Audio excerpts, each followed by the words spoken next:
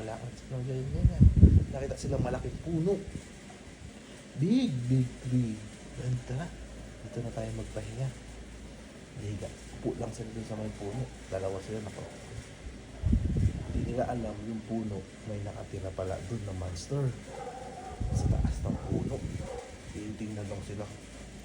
May narinig silang boses. Who are you? Yan, laki ng laki. Malaki yung monster nandun sa taas ng puno. Who are you? Yung dalawa. Puno. Tapos, may vampire sa likod lang. Tapos, ayan. Yung sila. Tapos, nagulat na.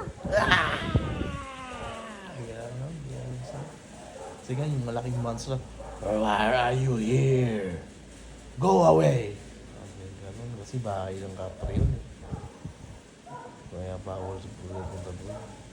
Hindi sila kasi pagod na sila eh. Hindi na sila tulog. Maya bumaba yung monster, yung malaki. Nawakan ko na. Pinano. Ha? Who's that? Sabi yung isa. Ha? Hindi ako yun. Tapos paggising nila. Andun na yung monster, malaki. Run naman sila, run. Takbo na naman silang dalawa. Pagtakbo nilang ganun. Yung isa nadapa. Ay! Aray!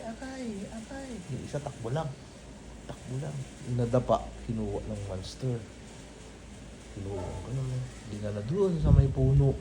Doon siya sa may puno, dinala. Dito ka lang. Di ka pwede umalis. Sabi ko ng monster. Hindi dito lang. Tali siya sa puno. Kakagano siya sa puno. Ang tali. Hindi siya makakaalis. Kasi kakainin siya ng monster. Pagtulog siya. Pagtulog na hindi mamaya nakatulog na yung monster. Nakatulog na yung monster. Ginawa ng isa. Tinulungan siya ng isang kasama niya. Tanggalin yung nakatali siya eh. Sabi ko, quiet lang. Baka marinig ng monster. Pagtanggal nung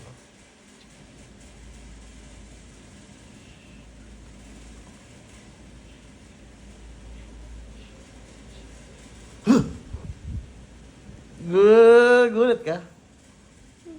Gulat ka! Galing, di ba? Galing ni Daddy magkwento, di ba?